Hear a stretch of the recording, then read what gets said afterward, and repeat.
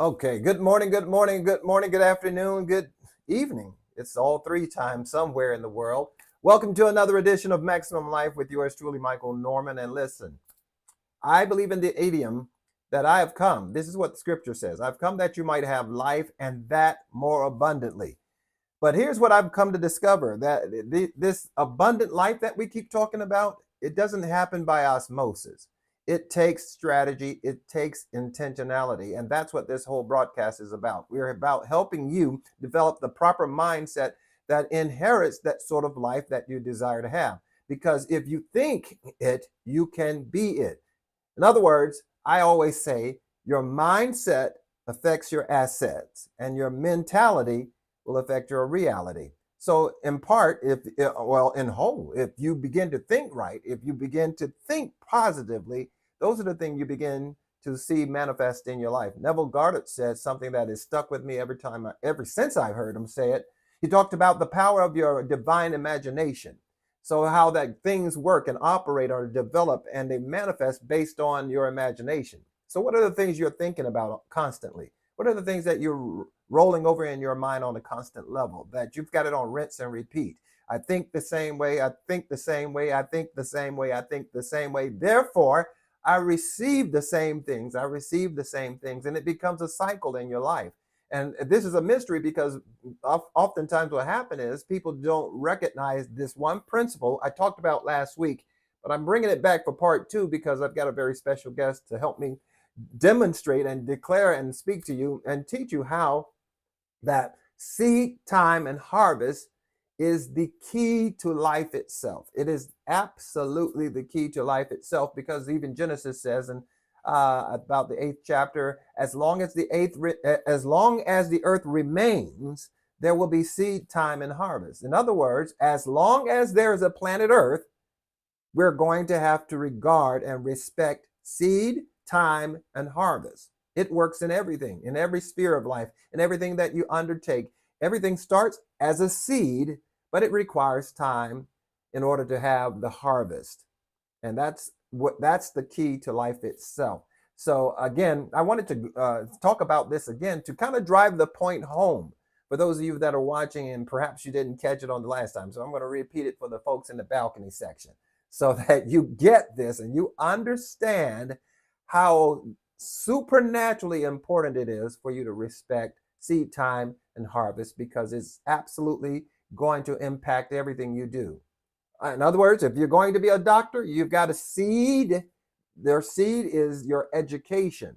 You've got to put that into the ground. That's seeding. I'm going to be a doctor one day, but I must seed time in somebody's classroom, someone's university, and I've got a seed, and that seed has to remain in that university for at least, 6, 7, 8, 9, 10 years perhaps? That's time. You've got to sow that seed, experience that time, and trust me, time not only is the expense of minutes, seconds, and hours, days, and months and years, but is actually something that is working on you. Here's the thing I've learned. Whatever you undertake is going to, before it works for you, is going to work on you. And that's where most people give up. That's where most people get depressed and discouraged and they opt out. This is literally what separates winners from losers because before it works for you, it's going to work on you. There's some character traits, some things about you that has to be developed, some things that exist in your life that you're going to have to work out or work in to your life so that you can be able to handle the things that come with success. Because if success comes before proper preparation, that's a tongue twister. If success comes before proper preparation, I'll get it. Let me try it one more time. If success comes before proper preparation, it would actually be your undoing rather than your prosperity, rather than your blessing. It will be a cursing. And as such, I believe in principles of the scripture where it says that the things that you go through are actually preparing you for the things that you're going to. You don't know it by now. You don't know it in the beginnings, but it is actually preparing you mentally, emotionally, in every other way to prepare you to handle the things that you're going to. So, to help me drive this point home for each and every one of you today, I've got a very special guest, my good friend. I call him JP, John-Paul Toth is with us, and I'm going to bring him in, and we're going to have a discussion and let you kind of eavesdrop in our discussion. And as we're talking about this whole issue of seed time and harvest. Hey, what's happening, John? Can you hear me? How are you? I love that topic this morning. Yes, it's going to be a powerful conversation. You are a businessman, and you know everything that we do, primarily here on Maximum Life, is helping people to develop the proper mindset, not only in Yeah. business but in life in general. But a lot of focus is given to business, but of course, it affects and impacts every life. You're married, you have a beautiful wife, you've got a business, you've a thriving business that's doing well, and having some very serious impact in the world today. But those things don't just happen, do they? No, I had to make, it's so funny you brought that up because you have to make a temporary sacrifice for long-term gain. Because you can't have the money before you sacrifice. You have to do something to sacrifice it. And, Mm-hmm. before I had this knowledge, I didn't know how to sacrifice because I didn't have anyone teaching me. Mm-hmm. But through the process of learning what I wanted to have for my life, I had to figure out is what I had to do over here to sacrifice so I could have those things in the future. Well, I'm getting a little bit ahead of myself because I'm so excited to have you with us, because I want people, just so for perspective purposes, just give us a little bit of bio about yourself. Who are you, and where are you from? Where'd you go to school? That kind of, let us be nosy for a moment. All right. Well, my name is John-Paul Toth. So I've been a financial representative for 22 years. I saw this opportunity 22 years ago, and I saw the opportunity to help someone else get what they want, make a difference by making a difference. I went to college to become an accountant, thought that's what I was supposed to do. Mm-hmm. I realized I didn't like that job, didn't like that profession. Plus, it would only pay me so much money. You with That's me? a good one. I'm So with you you so on you, that one. you can only live in a certain house. You can only make so much money. You can only make it. But I was only making an impact for that company. Mm-hmm. I mean, I'm No matter interested. how. What maybe give us a little backdrop as to what compelled you to go into accounting. Well, I don't really know the answer for that question. I just went to school and I said I like being an accountant. I guess But You then when I like realized counting? I like numbers. I like numbers, probably the numbers part. Sitting in a cubicle wasn't me. That The wasn't part numbers of the part. equation. No, I didn't really put that together. I didn't know that was going to be the plan, right? But when I realized what I didn't want to do, I had to make a change. Uh-huh. I had to sacrifice some things called what I did in the past maybe didn't work in the future. I began to transition my mind to go, well, maybe what I thought I knew, I didn't really know because no one really wanted to teach me how it could take care of me. Right. So when I got approached by helping people learn about money and the importance of money, it's not about money that's important. It's about what you're going to need with that money when you're ready to use it. Mm-hmm. Mm-hmm. A great example, we have my wife and I have a 25-year-old son. And before we had him, I paid for my own education in college. Did you? How That's did you was do that that? was Tell I him. got a loan. I got Tell to him, but go sort of. in debt. No, I'm going back old school because I'm a man of a particular age, and I remember Okay. selling bottle caps and glass Oh bottles. wow. Yeah, yeah, we Yes. we we go Okay. way back. So anyway, I digress. Go ahead. No, and I like that because you're right. Because my wife used to collect bottles and take them in for money where she grew up. But the thing is, I didn't even know that college planning was important until I had a child. Mm. Unfortunately, I went to college and I had to pay for it myself. I took out student loans. I had to pay for it whenever I had a job. But, when we did have a child, I realized I had to make financial sacrifices with the things that I wanted. It was no longer about me, it was about what's better for him and for my wife. So we did something that changed our son's life forever was we did a couple things, Michael. When he was 3 years old, we did something so he would never have to worry about money when he retired. So I retired my child at the age of 3. But then while he was going to be planning for his school, which he didn't know about, I started something called an UTMA account. It was an account so that we could put money into that thing. And when he got ready for college, see, I was planting that seed. I had no idea what that seed was going to be worth in 20 years. I had no idea. Mm. But I knew I had to make a sacrifice of putting money into something that could benefit him. Yeah. So Well, I put now in 50.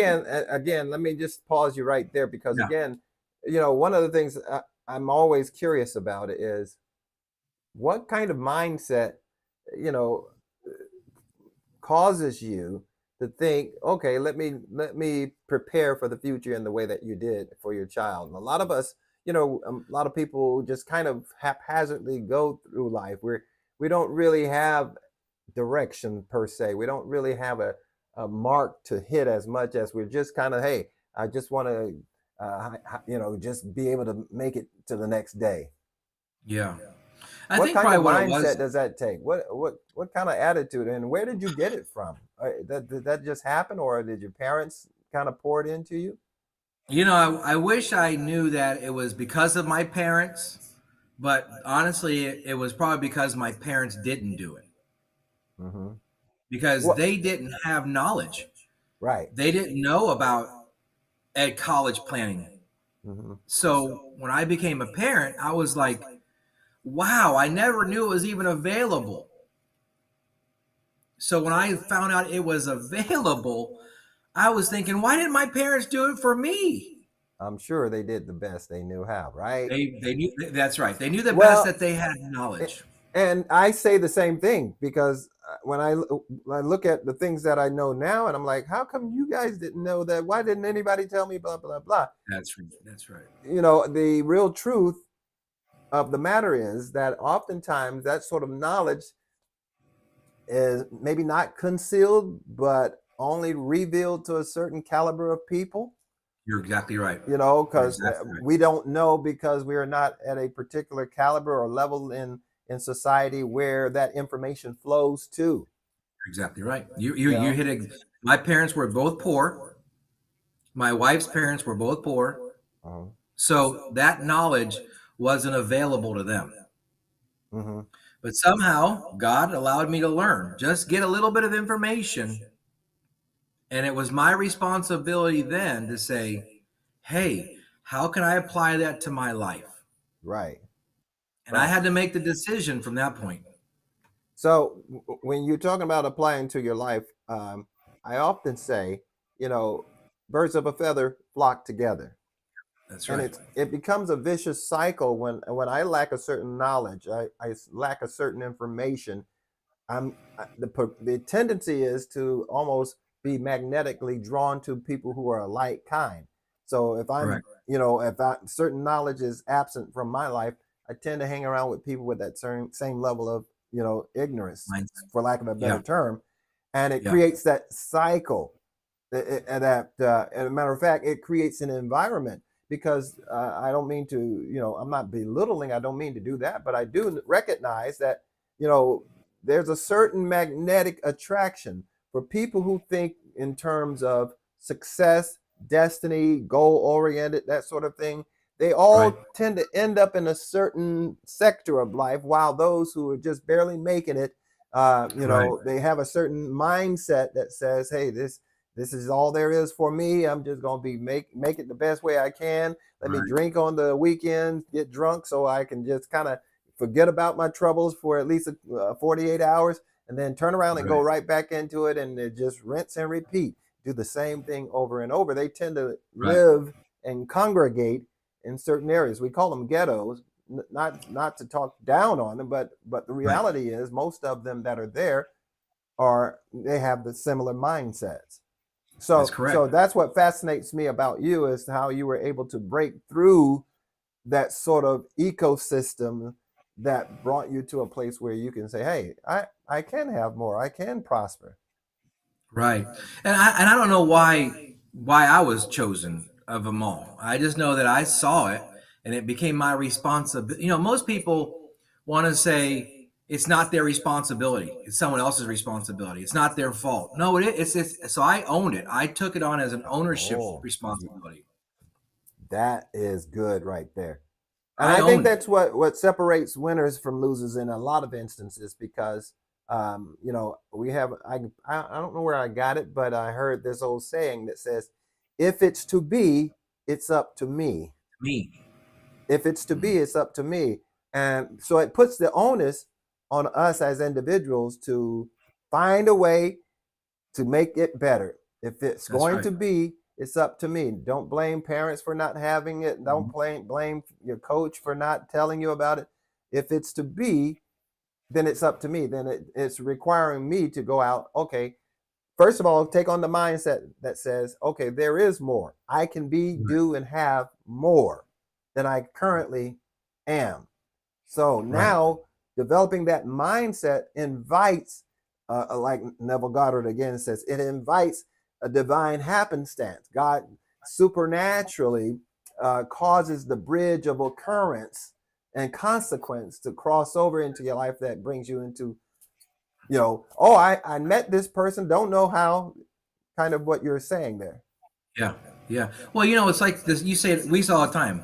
The definition of insanity: doing the Doing same this. thing over and over again, expecting a different result. Well, the Yeah. system is set up. Unfortunately, the way the world has set up the system for us is it's set up so that we fail.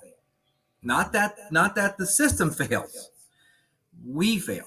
We've been taught go to school, get good grades, get a good job. And job and job stands for just Just over broke. over broke. And we do that 20, 30, 40, 50 years.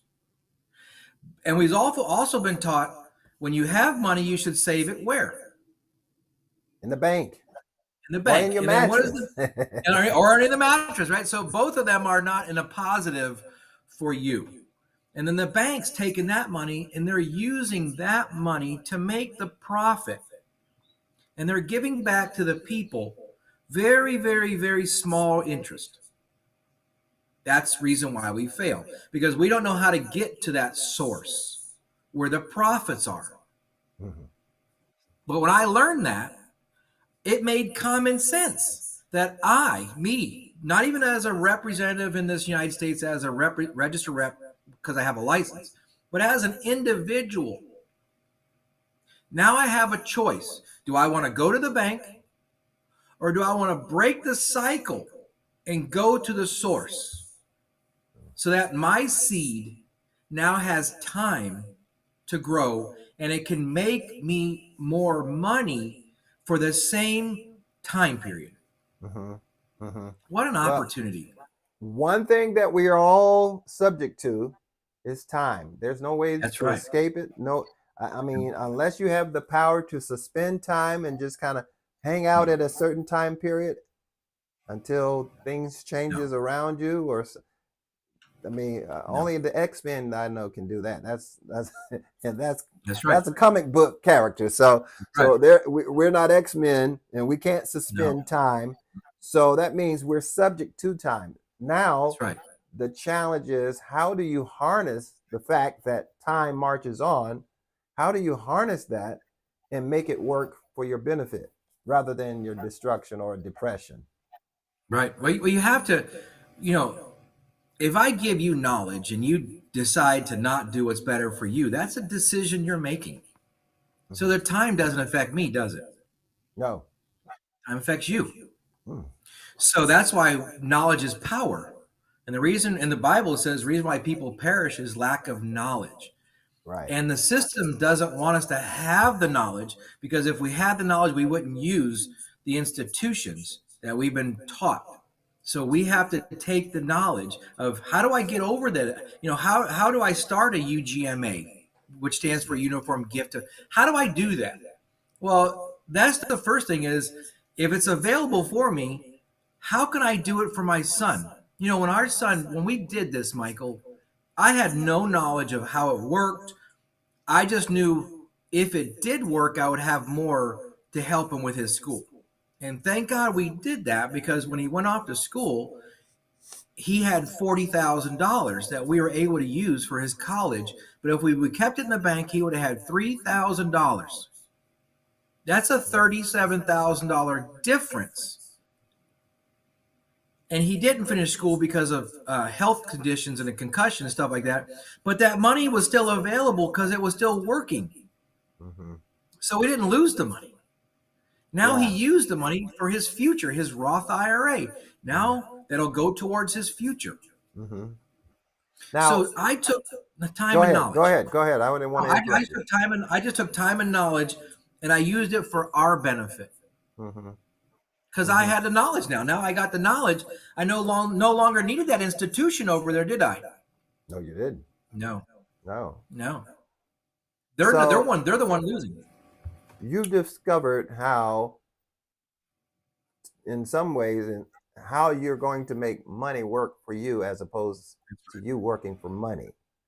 That's right. And you discovered through certain vehicles that if I apply that vehicle towards time, eventually it puts me in a position where I no longer have to work for money. That's right. Exactly right. Because if you strategize your life, I'm 54 years old and I've been doing this for 22 years. So at some point in time, God's going to decide for me, you shouldn't do this anymore. Because it's just what do you say? The body's going to give out, right? Yeah. I don't want to do this. So at some point in time, that's over here. We know it's over here. Like you said, we're not going to want to do this forever. Mm-hmm. But over here, we better have something. It's the same principle that we're talking about today. Is you have that seed, but that seed's got to come from somewhere. It's the sacrifice. Mm-hmm.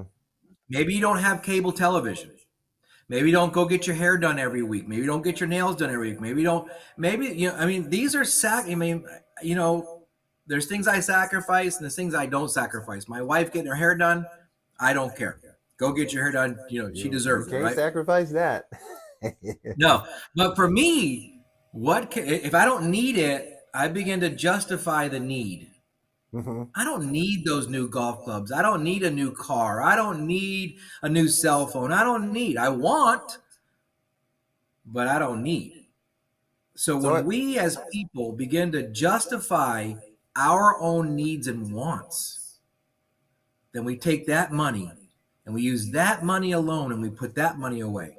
Mm-hmm. You don't do it without food. You don't do it without power. Maybe I don't need that this month. That's the sacrifice. Yeah. That Yeah. most people are not willing to do. Well, you're right. There are sacrifices that we have to be willing to do That's for right. a better tomorrow. And now, I grew up in an environment that, tomorrow's not promised. That's correct. I grew up in the church world, and as such, we were under the threat of Jesus returning. Not necessarily right. excited about it, but you better get Yeah. ready, because if he doesn't come today, he's coming tomorrow. And as such, That's right. it's made me have a mindset of, well, why prepare for tomorrow if there's not going to be a tomorrow? Yeah. And a lot of people have been made subject to that idea that, don't worry about this world. One day in the by and by, you'll get your pie in the sky, and just know that when it's all over, you'll get your reward when you die. But by and large, we're living longer than we've ever lived before. Exactly. Right. So as such, in many cases, we're outliving our jobs. We're outliving the ability of our jobs to employ us, like you said, and sometimes it's certain physical disabilities that keeps us from working. So now we got to think, how can I earn money when I'm not working? Well, I submit that there's a mindset that has to be deployed. You've got to be thinking rich before you even become rich. Now, not everybody wants to be a multi-trillionaire. Jeff Bezos is, one of them. I saw the other day, Tesla guy. What's his name? Now I just saw him last night. Elon Musk. Elon Musk. Yes. Elon Musk is now said to be worth $500 billion, the first half trillionaire. And do I need that much? Probably not. but I don't know if I need that much until I get closer to it. The Right. more we Right. get, the more we realize that we can do. And the things that we That's right. really want to do actually cost money. So I can't hate on him for being a half a trillionaire, because you never know. I might need to be one day, so you never Right. know. But the point I'm making is because we were brought up under this almost sacramonial idea of having less.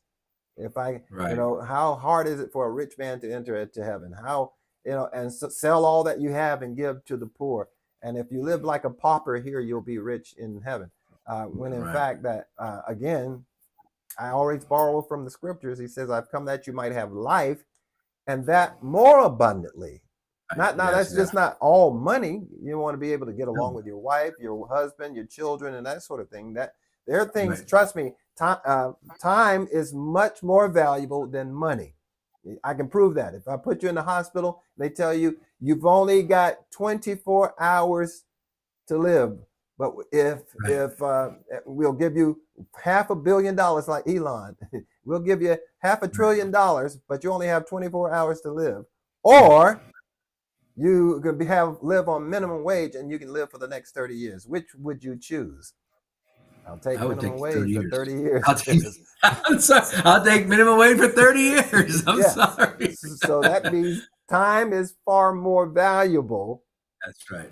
than money. So life is not about, as the scripture says, it's not man's life is not consist in the abundance of things that he possesses. It's not a material world that we're trying to amass, get more cars, more houses, and that sort of thing. No. But we recognize a certain need for wealth in our life, so that it impacts not only our lives but our children and our children's children. Well, you're going to have cars. There's no, I mean, how else are you going to get around town? You're going to ride your scooter? I mean, you're going to have things.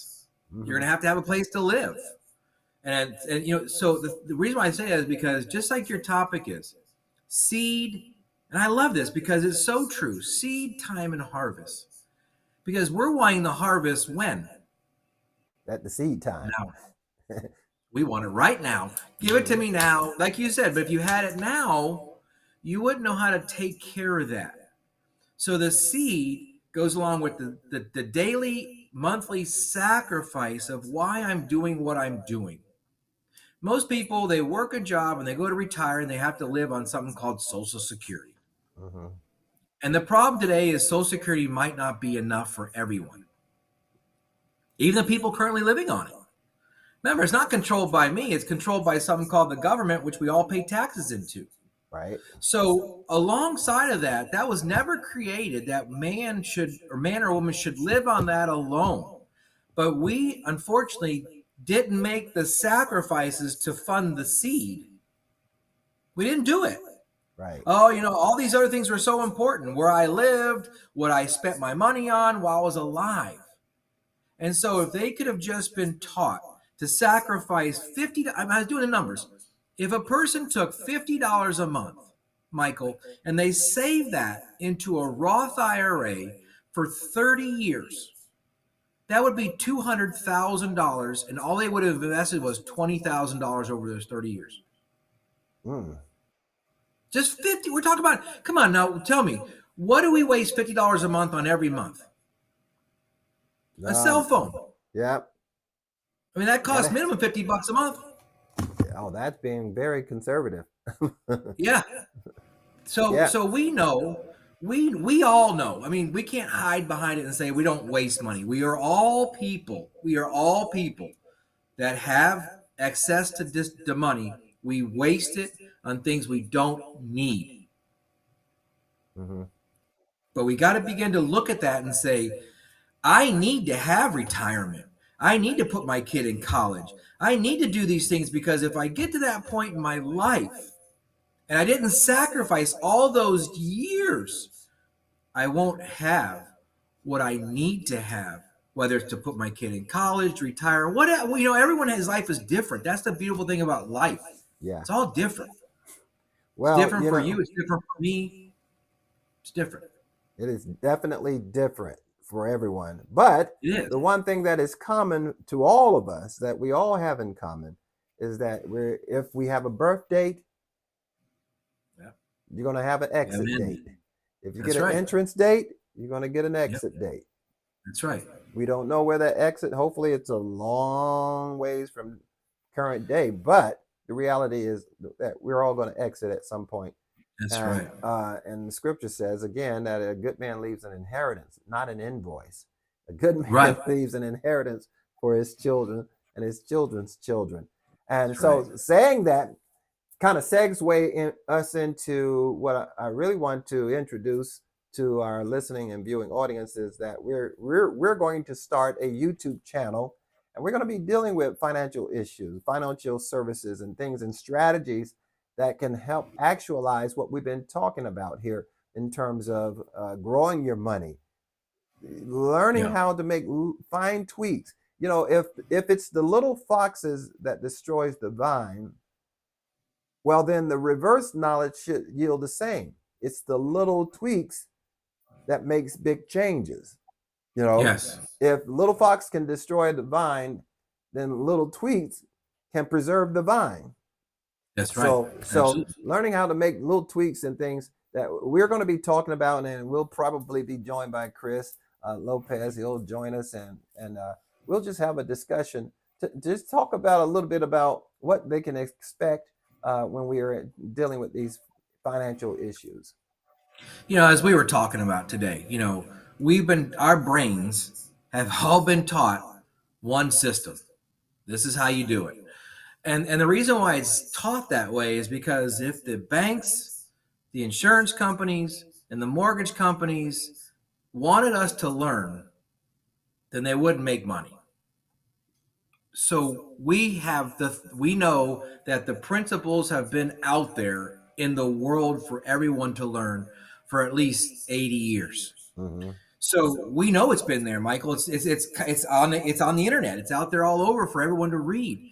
But when people read it, they don't understand how to take that information and apply it. So with you and Christopher Lopez and myself, we're going to have a channel where we can bring information to the world, because it's time that everyone learns how to take better care of their savings. Make sure they got the right kind of life insurance. If they're remember, people are going to buy it anyway. So why not buy the right kind of stuff? Not just buy what makes other people money. Learn how to create an estate plan for a house. I mean, I don't understand why that's such a big business today, but it is, because people die. Like you said, they have an end date. And when people have an end date, what's going to happen with the estate that they created? Mm-hmm. Where does it go? Who takes over? Who takes over care of my kids if I have minors? Those are real issues. We're not talking about that's just something for the wealthy. That's for even the hardworking person that has a job. Yeah. I've heard so many horror stories about probate and things getting locked up in court systems, and it just gets messy. And it's scary. It's scary because nobody knows what's going to happen, because that person's dead. You have to, when you die, that stuff takes place. But then you put someone in position that doesn't have knowledge. What do they go do? Mm-hmm. They're exposed to the system. The attorneys know how to fix the problem. That's why they're the attorneys and lawyers. Nothing wrong with them.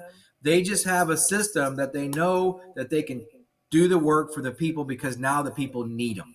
Yeah. Well, if we can remove the need, we can help the people.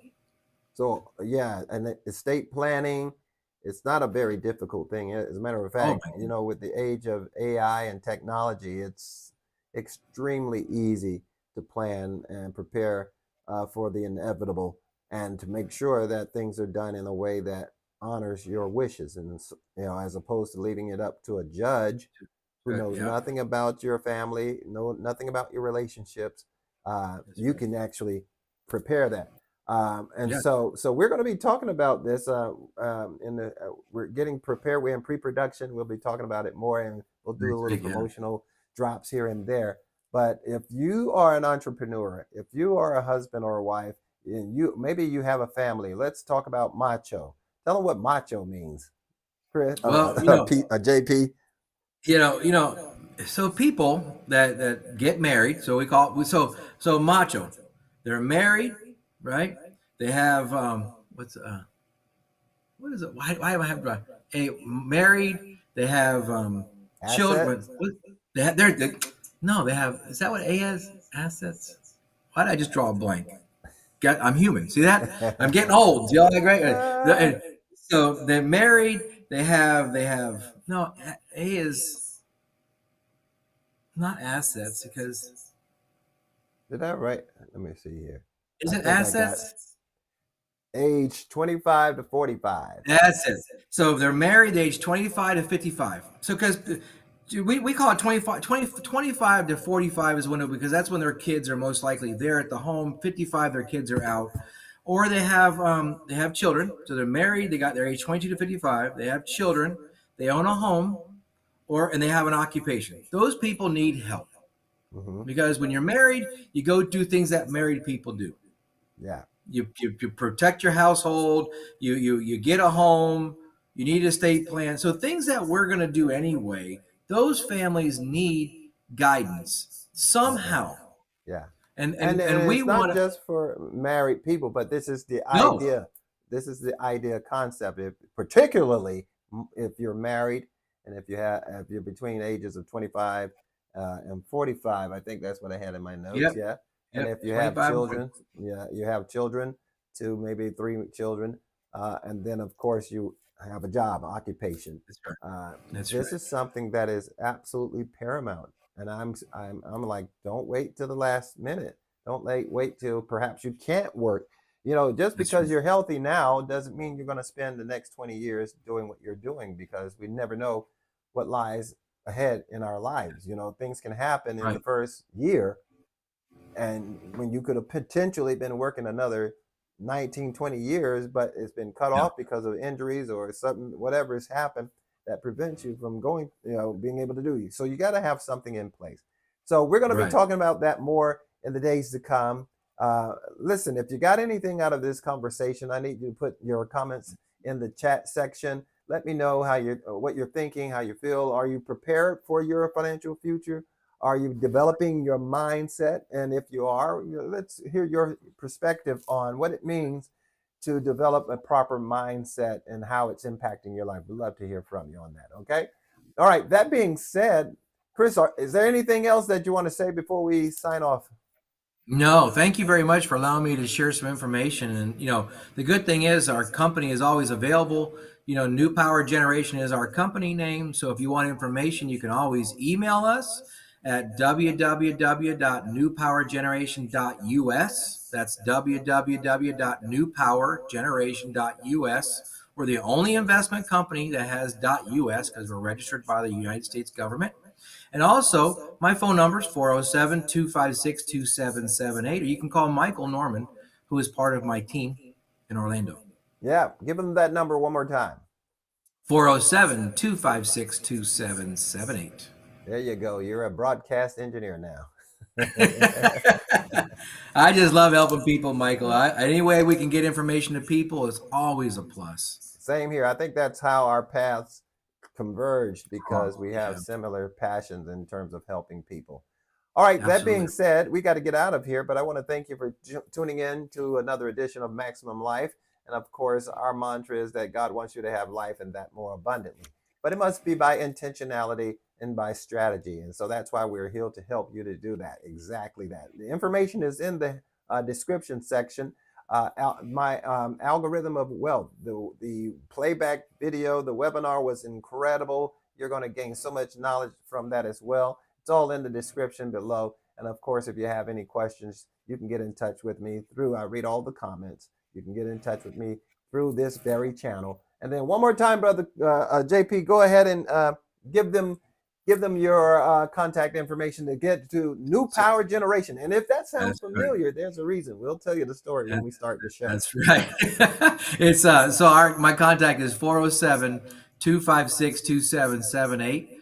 And our website is free to get information from. It's www.newpowergeneration.us. Check us out. .us. All right. Until next time, folks, I trust that you heard something that has blessed you. that has enriched you. And of course, till the next time, stay blessed by the best. We'll see you next time right here on Maximum Life. All right. Blessings. Thanks, Chris. Chris. Thanks, JP. It's okay.